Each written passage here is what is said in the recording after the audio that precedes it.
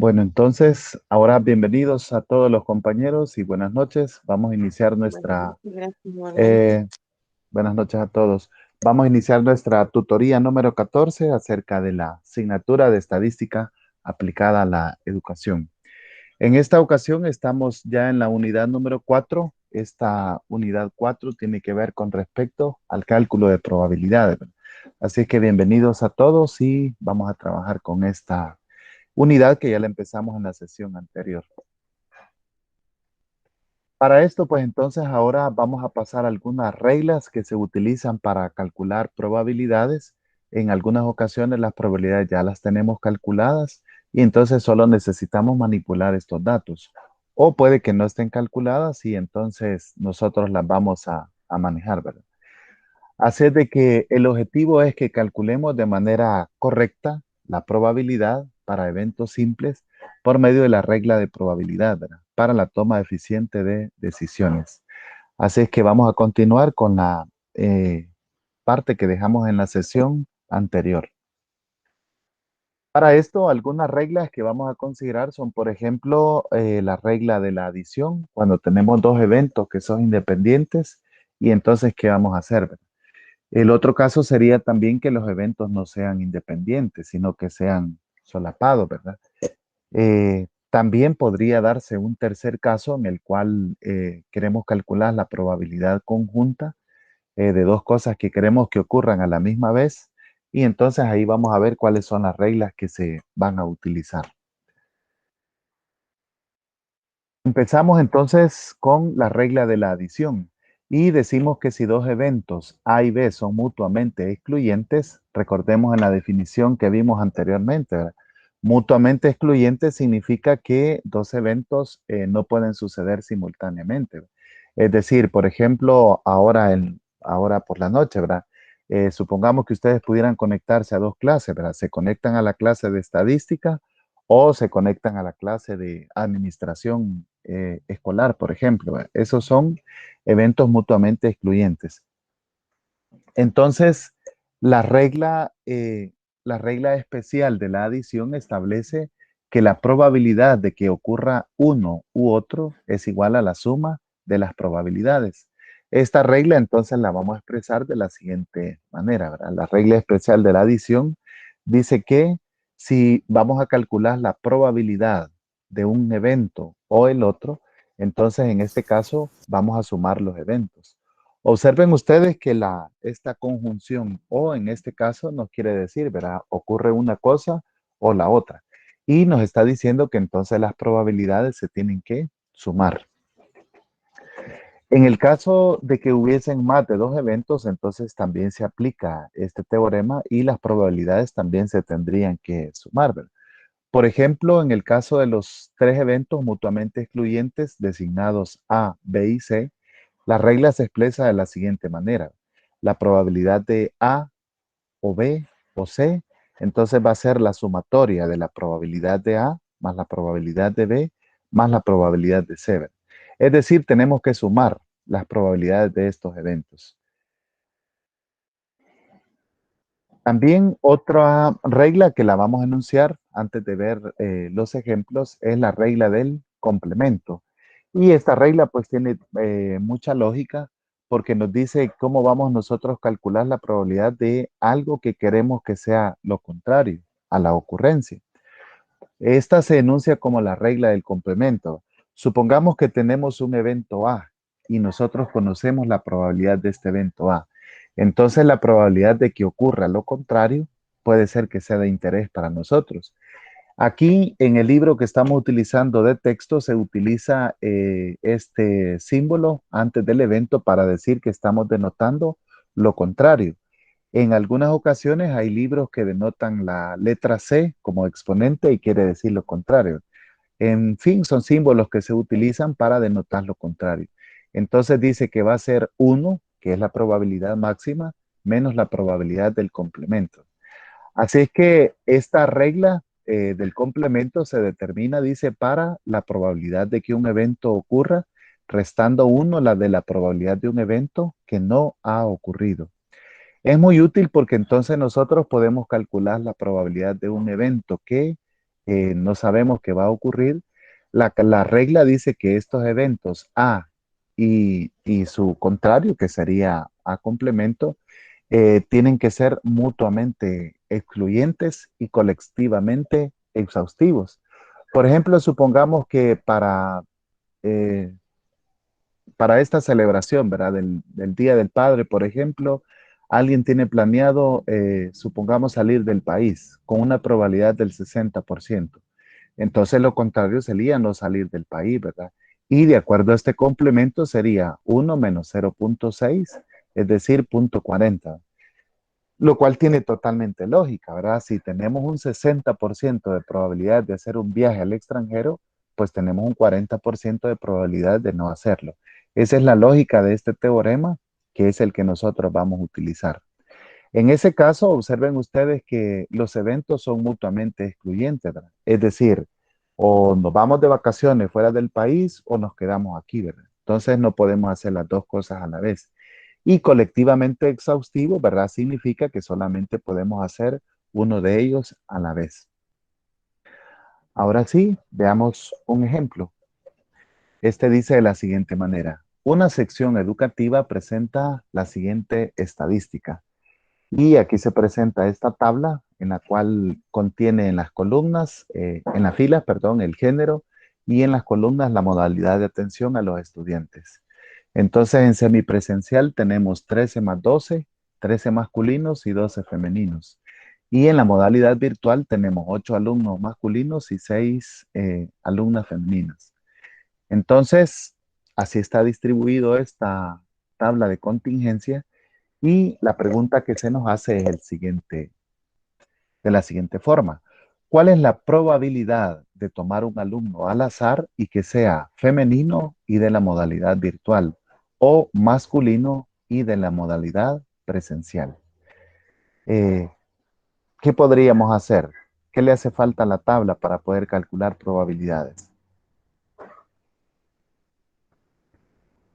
El total de los posibles casos. Correcto, ¿verdad? Entonces, por ejemplo, masculino estamos hablando de 13 más 8, ¿verdad? 21 estudiantes y femenino 12 y 6 son 18. Entonces, los 21 y los 18 hacemos una sumatoria de 39 estudiantes en este caso. Así es que si nos preguntan cuál es la probabilidad de tomar un alumno al azar y que sea femenino de la modalidad virtual o masculino de la modalidad presencial, entonces vamos a denotar los eventos. El primero en este caso es femenino y de la modalidad virtual. A esto le vamos a llamar al evento A.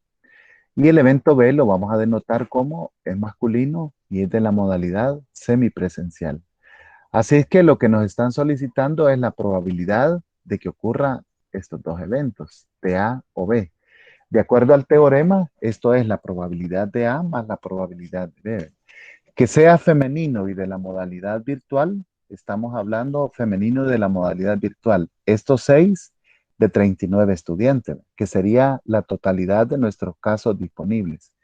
Y el evento B, que sea masculino y de la modalidad semipresencial, masculino de la modalidad semipresencial, son estos 3 estudiantes, siempre de 39.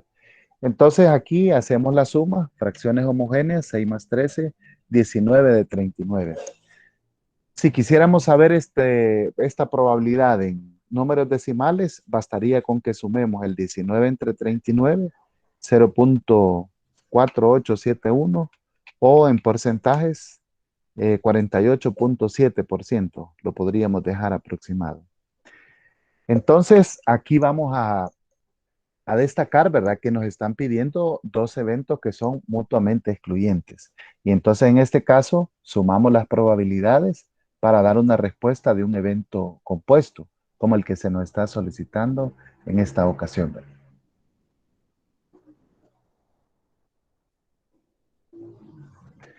Veamos otro ejemplo que se presenta de la siguiente forma. Dice, de los 150 alumnos que hay en el nivel básico, 72 aprueban la asignatura de matemáticas, 60 la de lenguaje y solo 24 las dos asignaturas.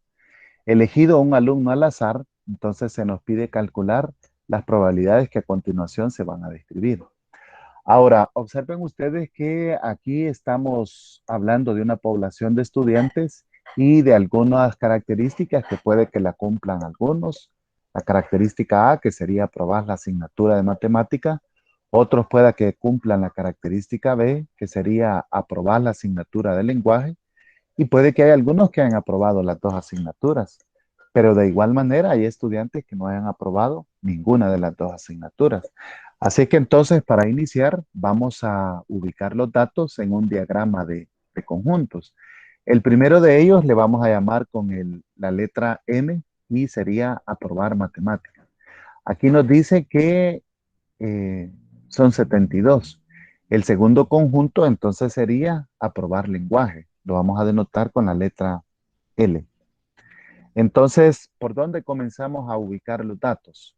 Vamos a comenzar por los que han aprobado las dos asignaturas, que son 24 estudiantes. Es la intersección. Ahora, correcto, sería la intersección de los dos conjuntos. Ahora pensemos que hay 72 estudiantes que aprobaron asignatura, pero estos 72 ya incluyen a estos 24. Entonces, para colocarlos en esta parte del diagrama, los vamos a restar. De igual manera, hay 60 estudiantes que aprobaron lenguaje, pero estos 60 ya incluyen los 24 que están como intersección de los dos conjuntos. Entonces, para colocarlos en esta zona, vamos a hacer la resta de 60 menos 24. Al tener estos valores, entonces 72 menos 24 nos da 48 y 60 menos 24 nos queda un valor de 36 estudiantes, que son los que realmente estamos ubicados ahí. Ahora entonces ya podemos contestar algunas preguntas de probabilidad que nos hagan. ¿Qué pasa con estos 48 estudiantes? Han aprobado la asignatura de matemática. Estos 24 estudiantes han aprobado ambas asignaturas, tanto matemática como lenguaje. Y estos 36 estudiantes han aprobado solamente la asignatura de lenguaje. Ahora, ¿qué pasa con el resto de los estudiantes? Pues entonces los podemos ubicar fuera de estas dos características y de los 150 vamos a restar los 48 que aprobaron solo matemática, los 24 que aprobaron, perdón, las dos asignaturas y los otros 36 que aprobaron solamente lenguaje. Y esta resta nos da un total de 42. ¿Qué pasa con estos 42 estudiantes? Pues no aprobaron ni matemática ni tampoco lenguaje. Estos se quedaron fuera de estas dos características. Ahora que ya tenemos la claridad de estos datos que se nos han presentado, entonces podemos contestar las preguntas. Primero, ¿cuál es la probabilidad de que apruebe solamente el lenguaje? Entonces, el número de casos favorables que cumplen esta característica son estos 36 Sobre de 150. sobre 150, ¿verdad? Porque es la totalidad de casos o de estudiantes que estamos examinando. Entonces ahí lo podemos simplificar, podemos dejar el número decimal o un porcentaje. Cualquiera de estos dos es válido. La siguiente dice cuál es la probabilidad de que apruebe alguna de las dos asignaturas. Entonces serían los que pueden aprobar matemática, estos 48 cumplen esa condición, aprueban alguna asignatura. Estos 36 también cumplen esa condición, aprueban alguna asignatura. Y estos 24 también cumplen la condición, ¿verdad? Han aprobado alguna asignatura, ya sea La matemática o sumatoria lenguaje. de los tres. Correcto, entonces la sumatoria de los tres, 48 más 24 más 36, serían los que cumplen las condiciones que nos están pidiendo, ¿verdad? 108 108. de 150 estudiantes. 0.72 o 72%, podríamos dejar ahí la probabilidad. La siguiente pregunta dice, ¿cuál es la probabilidad de que no apruebe ninguna asignatura? Entonces, aquí estamos hablando de estos 42 estudiantes que quedaron fuera del esquema o del diagrama, ¿verdad? Y estos no aprobaron ninguna asignatura. Entonces, los casos que cumplen esta condición o favorables a este evento son 42 de 150, que son la totalidad, ¿verdad? y llegamos a no sé si esa respuesta está correcta. 42 dividido entre 150, 0.28. Entonces ahí tenemos la respuesta. Ahora la siguiente dice, no aprueban matemática. Entonces, aquí vamos a examinar los estudiantes que no aprueban matemática. Lo podríamos sacar de varias formas. Si ya sabemos que estos 72 estudiantes aprobaron la asignatura de matemática, entonces por el complemento, ¿verdad? Podríamos restar uno menos esta probabilidad, ¿verdad? Que sería 72 de 150.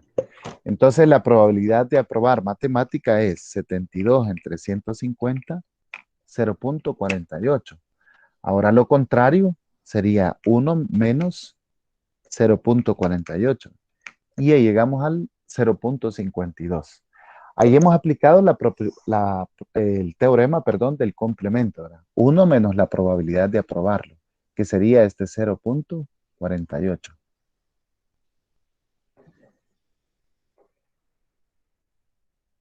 Bueno, y ahí tenemos ya las 4 preguntas de este problema. No sé si hay algún comentario, alguna duda que haya quedado, podemos aclararla.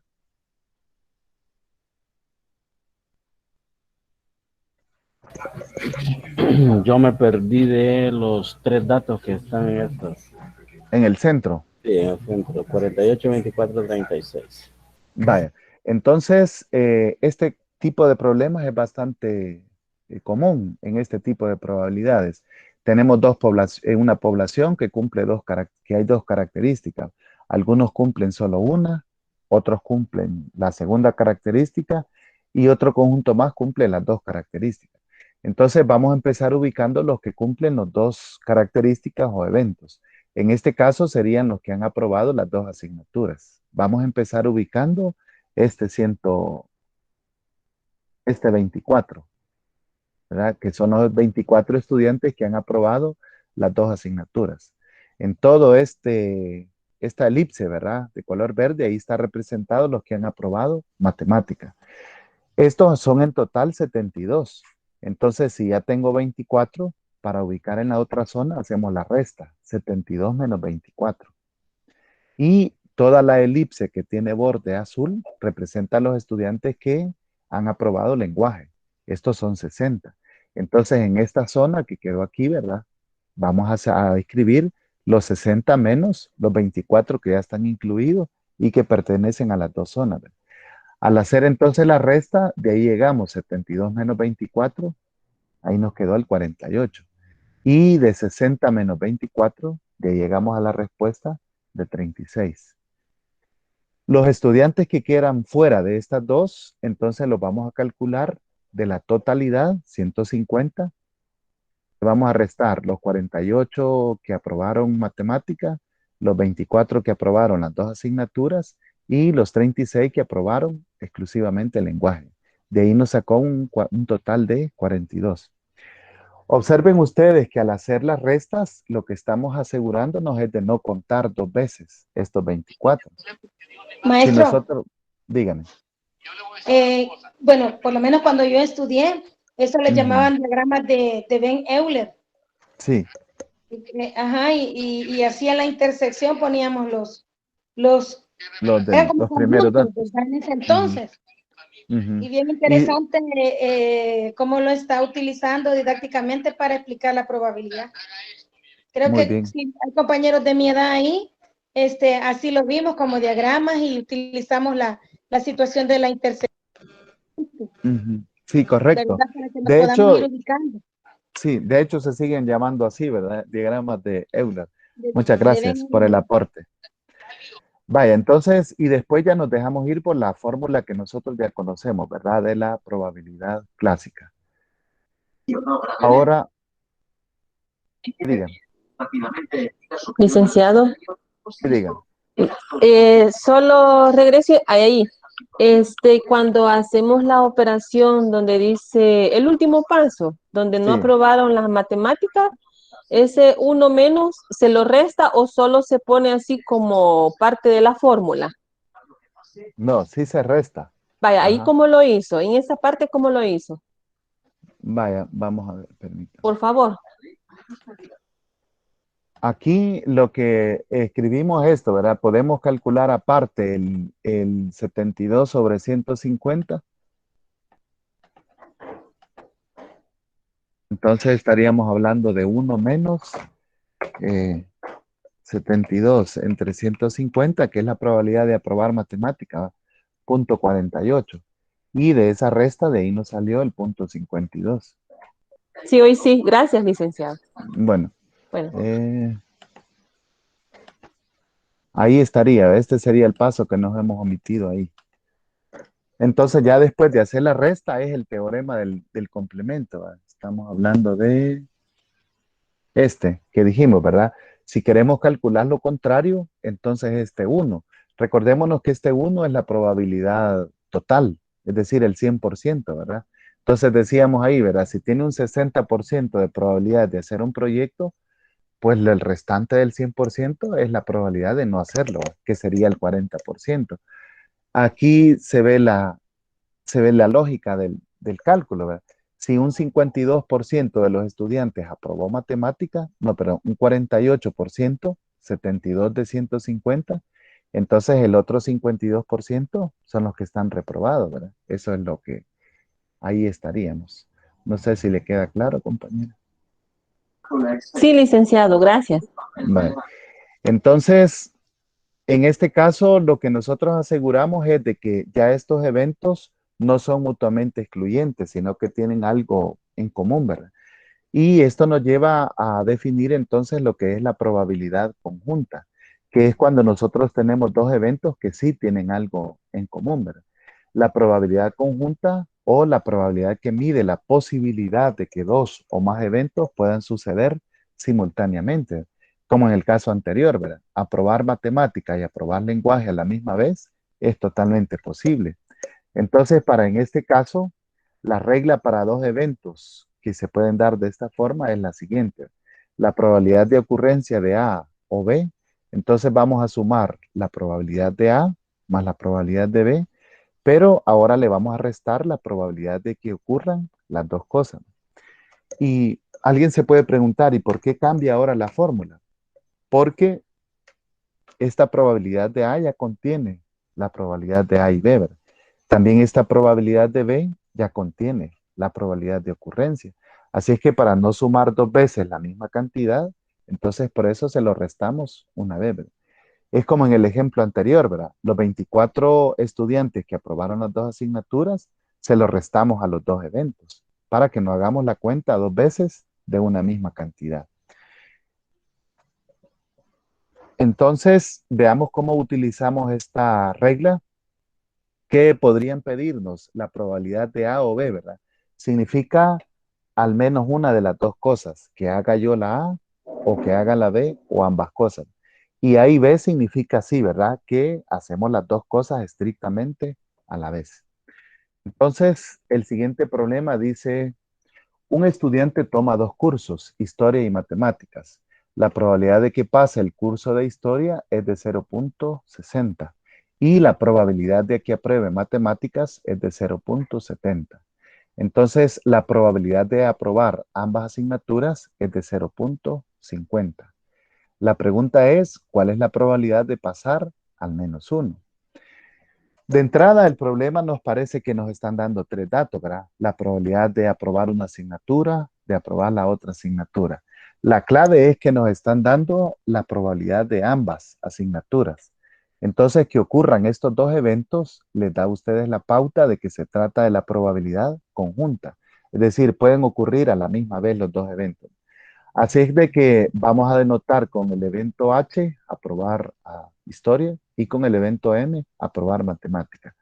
La fórmula entonces nos quedaría la probabilidad de aprobar historia es 0.60, de aprobar matemáticas 0.70 y de aprobar las dos asignaturas H y M es de 0.50.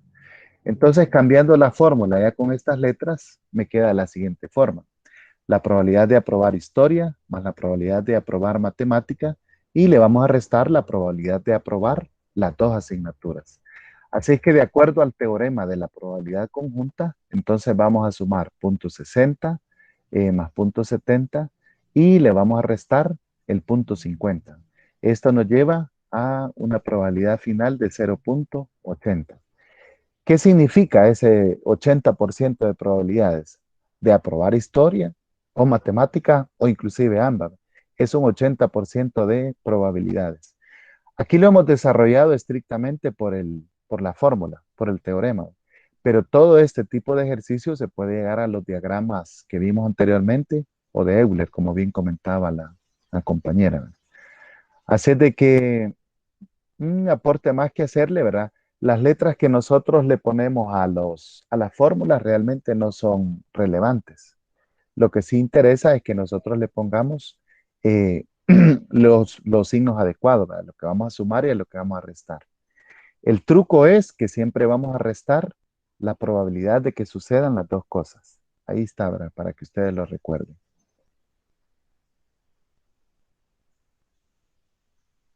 Bueno, continuamos con otro ejemplo. Dice de la siguiente forma, un banco local afirma que el 80% de sus clientes tiene cuenta de cheques, el 60% tiene cuenta de ahorros y el 50% tiene ambos.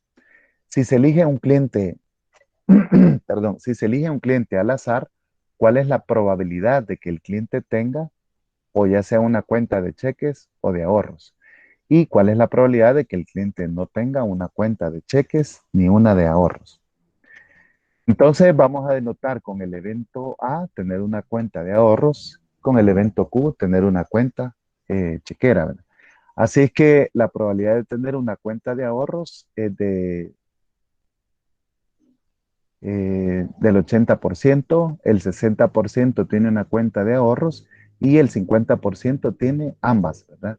Vamos a ubicar bien los datos. Un banco local afirma que el 80% de sus clientes tienen una cuenta de cheques y el 50% tiene y el 60% tiene una cuenta de ahorro. Entonces creo que los datos aquí están, sería de 60 y este sería de 80. Entonces, al calcular la probabilidad de esto sería, ¿verdad? Nos están pidiendo que ocurra al menos una de las dos cosas. La probabilidad de A más la probabilidad de Q menos la probabilidad de tener las dos cosas. Entonces, tendríamos que sumar el punto 60 más el punto 80 menos la probabilidad de tener las dos cosas. Esto me suma 1,40 menos 0.50. Entonces llegamos a un 0,90 que sería la probabilidad de tener al menos una de las dos cosas. Entonces, lo contrario de tener al menos una de las dos cosas sería no tener ninguna de las dos, ¿verdad? Así que aquí podemos decir de que si hay un 90% de probabilidades de tener al menos una de las cuentas, el restante 10% de la población no tiene ninguna, ni cuenta de ahorros, ni cuenta de cheques. De igual manera, ¿verdad? Este problema podríamos también llevarlo nosotros a los diagramas y ubicar, ¿verdad? Quiere decir que ese 10% es el que queda fuera de las dos elipses que nosotros ubicamos ahí, ¿verdad? En la fórmula.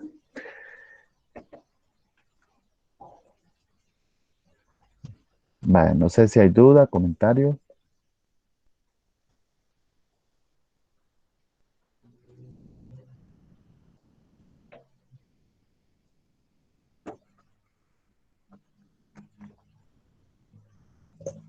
No, bueno.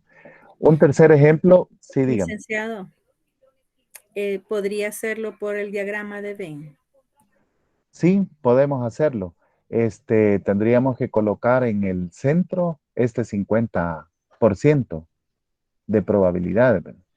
Y tendríamos que denotarlo, ¿verdad? Solo que aquí en este caso, lo vamos a dejar al final para hacerlo en una pizarra, porque aquí sí no tenemos disponible para hacerlo. Bueno, Ajá. O si gustan, lo agregamos al documento que subimos para que ustedes lo puedan comparar, si el tiempo no nos lo permite.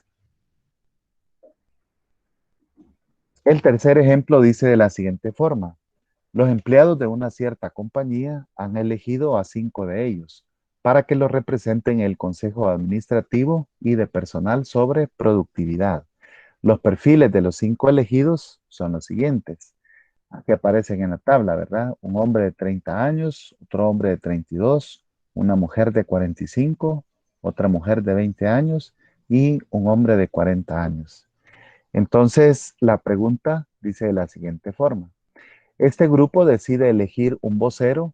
La elección se efectúa sacando de un sombrero uno de los nombres impresos.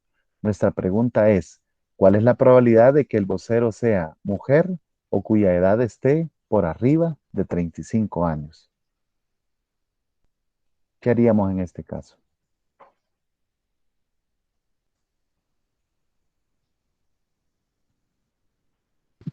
Primero hacerle como la sumatoria de hombres, mujeres. Muy bien. Entonces tenemos un total de 3 hombres en este espacio muestral, ¿verdad? Y 2 mujeres. Ahora, el otro evento que está involucrado, ¿verdad? Un evento sería ser mujer. Entonces, de 5, la probabilidad de ser mujer y escoger un nombre alusivo a ellos, entonces sería 2 de 5, ¿verdad? Porque son los casos favorables sobre el total. Ahora, ¿cuáles están por arriba de 35 años? Para este segundo evento, ¿cuántos son los casos favorables? 45. Estaría esta edad de 45, Sí. es favorable, ¿verdad? Y también esta de 40. de Entonces 40. estamos hablando de 2 también, ¿verdad? 2 de 5. Así es de que vamos a denotar, ¿verdad? Esta probabilidad de que sea mujer o que esté arriba de los 35 años de la siguiente forma. La probabilidad de que sea mujer le vamos a sumar más la probabilidad de que sea mayor de 35 años y le vamos a restar la probabilidad de que cumpla las 2 condiciones, ¿verdad? Porque aquí puede suceder. No son mutuamente excluyentes estos 2 eventos. Así que entonces nos quedaría 2 de 5 más 2 de 5 y le restamos el caso que estaría en común, ¿verdad? Entonces sería 4 quintos menos 1. Llegamos a un total de 3 quintos. Y hemos utilizado el mismo teorema en este caso. Si quisiéramos darlo en decimales, pues basta con que dividimos 3 entre 5 y la probabilidad es de 0.6 o del 60%. Entonces, si alguien solo sumara, ¿verdad? 2 mujeres más 2 mayores de 35 años y dice 4 quintos, habría un error estadístico, ¿verdad? Porque esta mujer que cumple las 2 condiciones, la estamos sumando en 2 ocasiones. Es mujer y es mayor de 35 años. Por eso es que aquí nosotros lo restamos, ¿verdad? Para no contar 2 veces al mismo evento posible. Y ahí hemos llegado al resultado, ¿verdad? Que es de 3 quintos. Va, entonces, con estos 3 ejemplos hemos ilustrado cómo proceder, ¿verdad? Cuando se nos está solicitando la probabilidad conjunta. Es decir, los eventos pueden suceder simultáneamente, ¿verdad? Solo quiero hacerle una pregunta. Ahora veamos lo que alguien tiene el micrófono abierto. Si nos hace el favor de cerrarlo. Ese micrófono. Por favor. Veamos una cuarta regla que tiene que ver también para cuando son eventos que estamos interesados en que ocurran a la misma ocasión, ¿verdad? Y usted da testimonio Vamos a ver. Wendy tiene abierto su micrófono. sobre el hecho de seguir en las cosas de... Gracias. Entonces, veamos lo que nos dice esta fórmula, ¿verdad? Esto dice las reglas de la multiplicación. Es una regla especial, ¿verdad? Y esta regla especial de la multiplicación requiere de 2 eventos, A y B, que tienen que ser independientes. Y lo son si el hecho de que uno ocurra no altera la probabilidad de que el otro ocurra. Así es que en este caso estamos hablando de independencia estadística. Si un evento ocurre, no tiene ningún efecto sobre la probabilidad de que el otro evento ocurra, ¿verdad? Por ejemplo, en un mismo día nosotros podríamos ir a trabajar, ir a almorzar, tomar una siesta, descansar o no sé qué, ¿verdad? Varios eventos en un día y uno es totalmente independiente del otro, o al menos estadísticamente eso asumimos. Así que si queremos que estos 2 eventos ocurran a la misma vez, esto sería la probabilidad de A y B. Y lo que vamos a hacer es multiplicar estas 2 probabilidades. La probabilidad de A multiplicada por la probabilidad de B. O si fuesen más de dos eventos, pues entonces también vamos a multiplicar la probabilidad de A y B y C, también se va a hacer como la probabilidad de A multiplicada por la probabilidad de B multiplicada por la probabilidad de C. Aquí en este caso a la fórmula yo le he puesto al asterisco, pero es el por, ¿verdad? Es la multiplicación que estamos haciendo. Y observemos que esta conjunción y, entonces nos quiere decir que las dos cosas ocurren a la vez, ¿verdad? Ustedes dicen, por ejemplo, mañana voy a ir a trabajar y al regreso paso al supermercado, por ejemplo. Entonces, ese y significa que queremos que ocurran las dos cosas a la misma vez, ¿verdad? Mañana viernes decimos nosotros voy a eh, descansar y posteriormente voy a ver el partido de fútbol. Entonces el y significa que queremos que ocurran las dos cosas o más eventos. Así que en ese caso estamos interesados en que ocurran ambos eventos y vamos a multiplicarlos.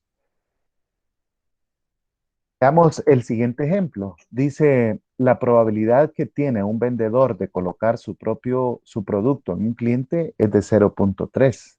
Si el vendedor visita a 3 clientes al azar, entonces, ¿cuál es la probabilidad de que haga 2 ventas de su producto? Al leerlo se sobreentiende, ¿verdad? Entonces, de que de los 3 clientes que va a visitar, solamente a 2 le va a efectuar la venta. Pero en este caso, observen ustedes que ya no hablamos de que son eventos equiprobables, porque la probabilidad de vender no es de del 50%, sino que es del 30%. Entonces, eso significa de que ya no podemos hacer un espacio muestral para eventos equiprobables, como lo hicimos en la tutoría anterior para cuando nacía un niño, ¿verdad? O una niña, que sí es del 50%. Entonces el evento V va a ser vender el producto y lo contrario sería no venderlo. Si la probabilidad de venderlo es del 30%, entonces la probabilidad de no venderlo, ya utilizando el teorema del complemento, es de 1 menos 0.3, ¿verdad? ¿Qué nos quedaría de 0.70? Entonces, aquí vamos a ver cómo podrían ocurrir estas dos ventas, ¿verdad? Podría ser que le vendamos al primero y al segundo cliente y al tercero no. Otro caso sería que le vendamos al primer cliente, pero no al segundo y sí al tercero. Y otra forma como podría ocurrir sería que al primer cliente no le vendamos y al segundo y al tercer cliente sí, ¿verdad? Así es de que el evento podría ocurrir de 3 maneras diferentes. Por lo tanto, para calcular esta probabilidad de que se realicen 2 ventas, vamos a multiplicar 0.30, se vende un producto, por 0.30, se realiza la segunda venta, por 0.70, lo cual significa que no se realiza esa venta. ¿De cuántas maneras podemos hacer este ordenamiento? De 3. Por eso estamos multiplicando por 3 este producto. Así es que al hacer el cálculo, de acuerdo al teorema de la probabilidad, tendríamos que multiplicar 0.3 por 0.3 por 0.7. Y esto nos da un total de 0.063. Multiplicado por 3 formas, como puede ocurrir este evento, entonces ahí llegamos a la respuesta final que sería 0.189 milésimas o 18.9%, que sería la respuesta final. Entonces aquí hemos ilustrado cómo utilizar este teorema, ¿verdad? De cuando queremos que ocurran varias cosas a la vez, el I, ¿verdad? Y asumimos que hay independencia estadística. ¿Por qué en este problema hay independencia estadística? Porque el hecho de visitar a un cliente, ¿verdad? Y hacerle una venta es totalmente independiente a visitar al segundo cliente y hacerle una venta y de igual manera a un tercer cliente. Así es que por eso se utiliza esta fórmula en este caso para aplicar este teorema. Es decir, perdón, licenciado, una pregunta. Sí, diga. Es decir, que se maneja de esta forma porque, como decía usted, son 3 eventos que se desarrollan simultáneamente. Uno a continuación del otro, ¿verdad? Ajá. Pero al final queremos que las 3 cosas ocurren. Es como usted dice, ¿verdad? La probabilidad de que vaya a trabajar mañana, pues como estoy bastante sano, es del 80%. Y después, como es día viernes, voy a ir a almorzar con mis compañeros de trabajo. un 50% de probabilidades.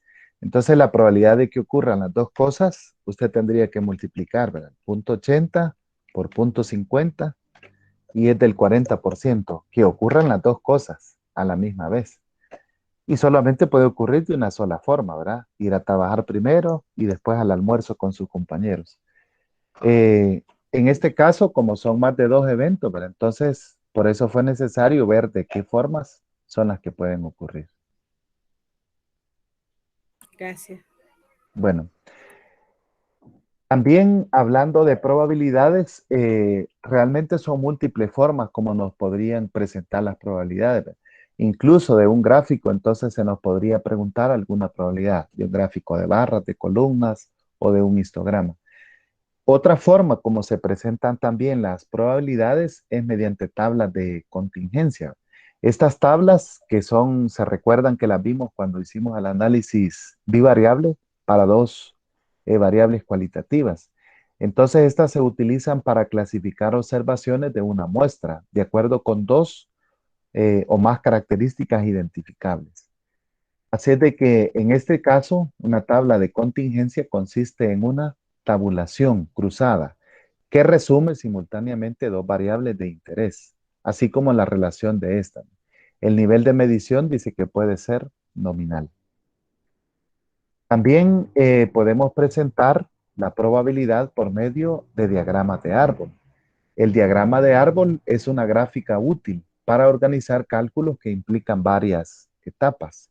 Cada segmento del árbol constituye una etapa del problema y las ramas dice que se ponderan por medio de probabilidades. Así es que nosotros aquí vamos a utilizar las fórmulas que ya conocemos de probabilidad para poder continuar. Veamos un ejemplo para explicar, ¿verdad? Cómo podríamos utilizar las tablas de contingencia y también los diagramas de árbol para las probabilidades. En el siguiente problema dice la siguiente forma. Cada educador de Mineducit recibe una calificación debajo del promedio, promedio y por encima del promedio, en lo que se refiere a sus habilidades como educadores. A cada educador se le califica por su potencial para progresar como regular, bueno o excelente. La siguiente tabla muestra una clasificación cruzada de estas características de personalidad de 500 empleados. Y aquí pueden observar ustedes en la tabla, ¿verdad? Que se presenta cuántos están debajo del promedio, sería toda esta tercera fila, cuántos están sobre el promedio, esta cuarta fila, y cuántos están por encima del promedio, que sería toda la quinta fila. Ahora, la otra variable que también se está analizando sería el potencial para progresar. Entonces aquí hablamos de toda esta segunda columna, regular, la tercera columna, clasificados como bueno, y toda esta cuarta columna que los clasifica como excelente. Así que aquí tenemos varios datos y el total ya sabemos nosotros que son de 500 empleados. Entonces la pregunta dice, ¿cuál es la probabilidad de que una persona elegida al azar tenga una habilidad para educar por encima del promedio y un excelente potencial para progresar?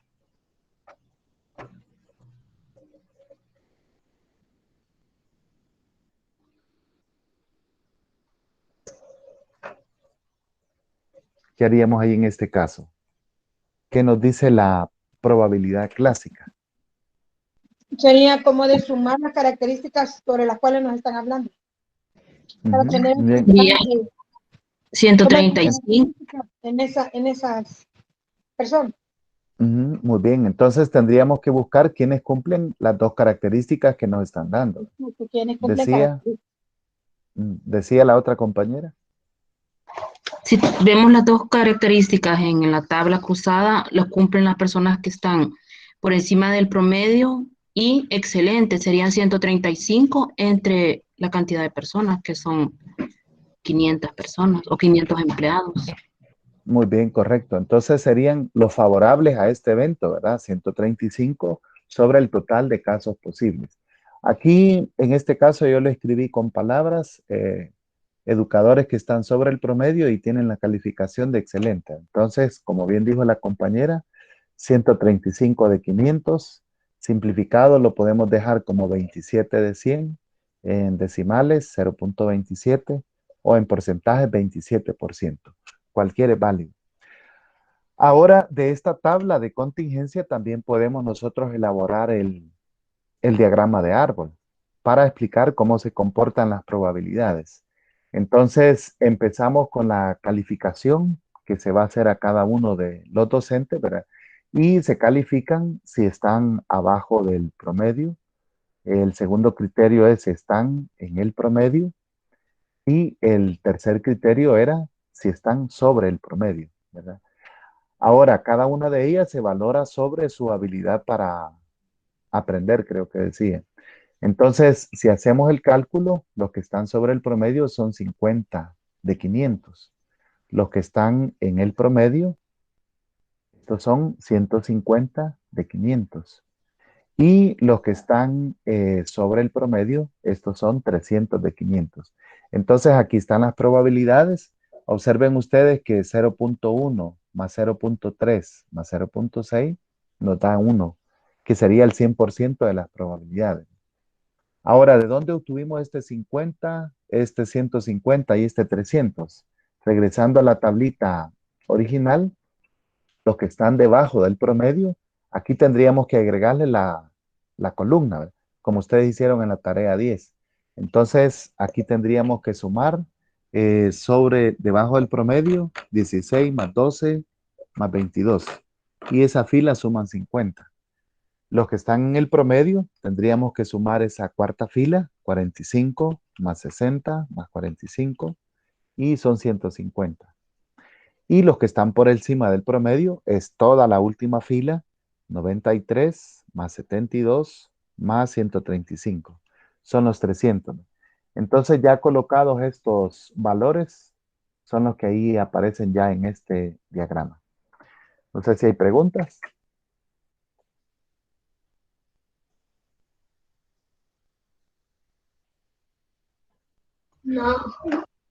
No, continuamos.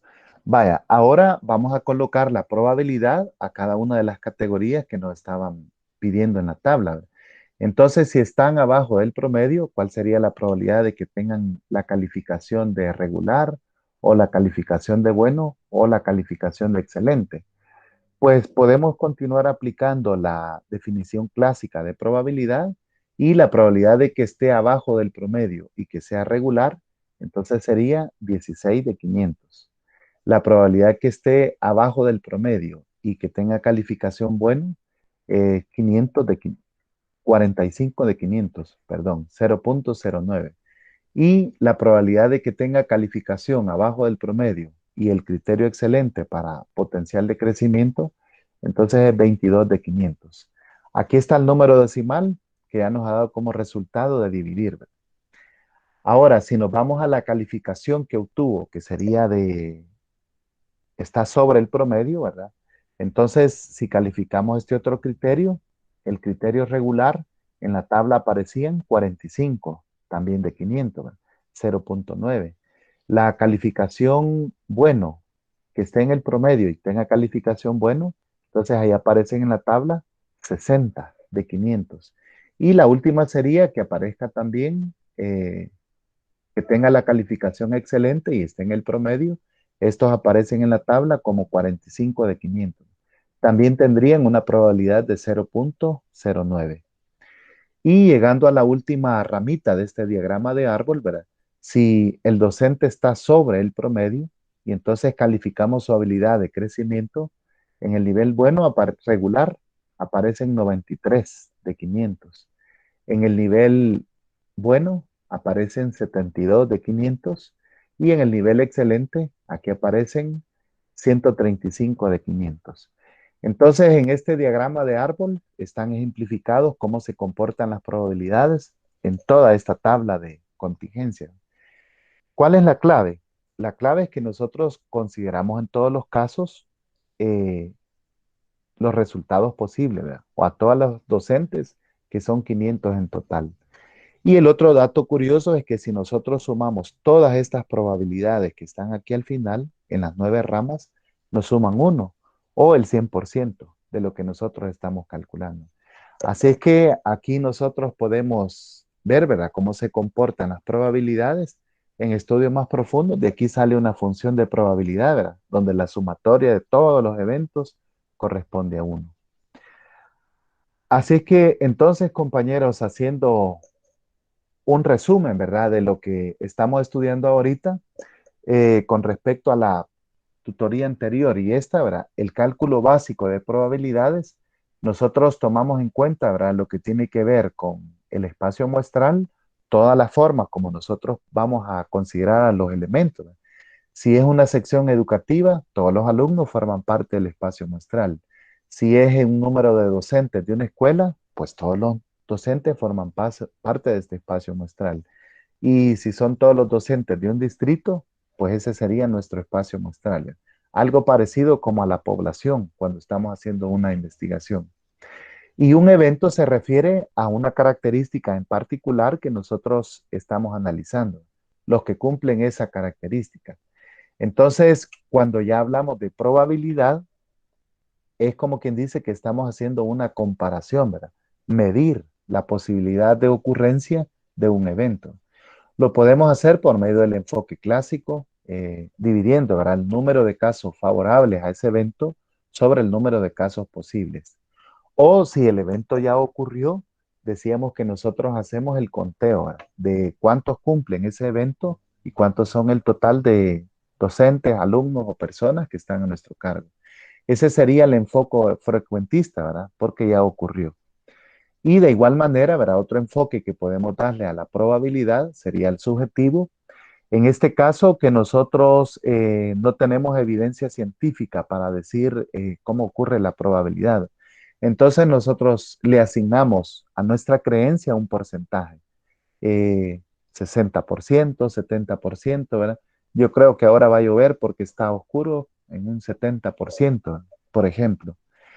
Algunas reglas básicas de probabilidad, ahora calculamos cuando son eventos mutuamente excluyentes, sumamos las probabilidades. Si son eventos solapados, ¿verdad?, o que tienen espacio en común, aplicamos la fórmula de la probabilidad de A más la de B y luego restamos. Así que por ahí vamos, ¿verdad? Otras formas de calcular la probabilidad están aquí definidas en este esquema, pero son las que vamos a estudiar posteriormente.